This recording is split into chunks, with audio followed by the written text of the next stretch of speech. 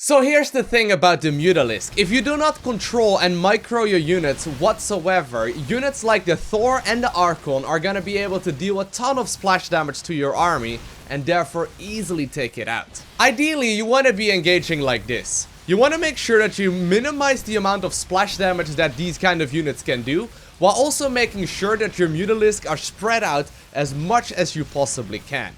Now there's one little tiny trick that makes this a little bit easier, and in this video I want to explain to you exactly how the Mutalisk micro works.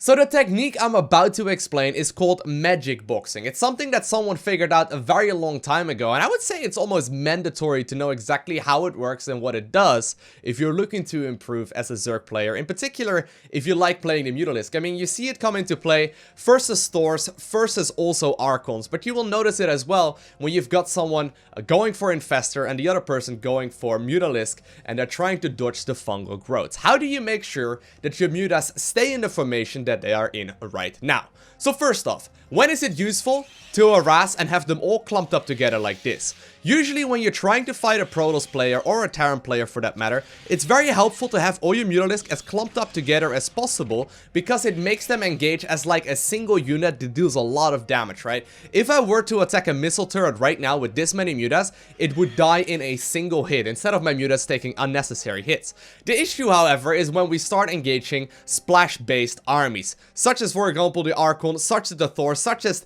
Fungal Growth, such as Psionic Storm, such as Parasitic Bomb even. How do you make sure that your Mutas go back to where they were at previously? How do you make sure that they stay in this position right here? Now, when you're magic boxing your Mutas, there are two positions that are very important to keep in mind, and that is first and foremost clicking inside of the box, and secondly clicking outside of the box. Now, what exactly does the box mean? If you look at the Mutas as they are on the screen right now, it's relatively easy to imagine how the box works, as I can quite literally create a rectangle right around all of my units. And as you can see, all of my units are currently inside the so-called magic box. So whenever you're controlling your Mutas and you are flying about with them, always realize whether or not you're clicking inside the box or outside of the box. Here's what happens when you click inside of the box. So a little bit of a space right there that I created, and what happens is that when I click there and I move command right over there, or attack move or whatever, my Mutas will automatically start clumping up. However, if I move command or attack move outside of the box, and this can also be a couple of screens away, my Mutas will stay in the formation that they already were in. So what this means is that instead of fighting units like the Thor, by just simply attack moving next to them, or, you know, on top of one of their units, as you can see, that goes absolutely terrible. Ugh, that's painful. Instead, what we want to do is make sure that the Mutas are engaging in the formation that they're in right now, spread out, so we can mitigate as much of that splash damage as possible. The way you do that is not by attack moving, but by simply right clicking or move commanding behind the units that you are trying to engage. Then what you want to do is, when your units are in the correct formation, is hit hold position or stop right at the point that you want to engage. Now, I don't actually know if this is the suitable amount of units, and it looks like my units are actually easily going to be able to do, or to kill all of those Thors. And as you can see, they end up falling. So once again, I select my Mutalisk, I move command to behind the units that I'm trying to engage, in a straight line behind the unit, and as soon as I'm above the ones that I'm willing to engage, I'm gonna hit the E button or the W button, which in my case is hold position or stop. It really depends on what your hotkey setup is running, and that will make sure that your Mutas stay in the formation that they were previously in.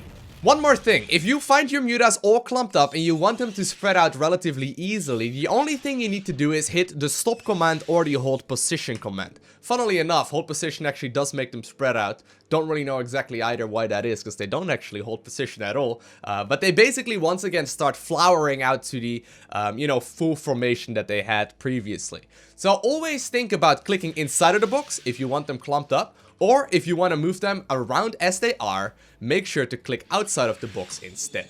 And that's really all you need to know about Mutalisk Micro. Now, of course, if you are one of these people that is using the all army hotkey, or you're hotkeying all of your army on the same button, you're not going to be able to make this work. If I had Zerglings in the same hotkey group as well, I want them to attack move at the same time as my Mutas are on the move command. So if you're one of those people that, you know, has all of the units in one single control group, I highly encourage you to start switching that out. Because if you want to play Mutas on a single control group, it's usually gonna end poorly. Anyhow, I hope some of you enjoyed watching this video, and if you found it helpful, make sure you hit that like button down below. And while you're at it, go ahead and subscribe as well so you get a notification as soon as I upload the next one. And also, while you're at it, you can follow me on Twitter, Instagram, and Facebook. Links are in the description.